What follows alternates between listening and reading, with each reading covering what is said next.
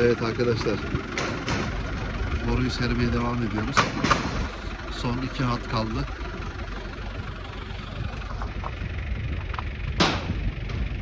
Böyle gördüğünüz gibi serdik. Şimdi hem seriyoruz hem birleştiriyoruz.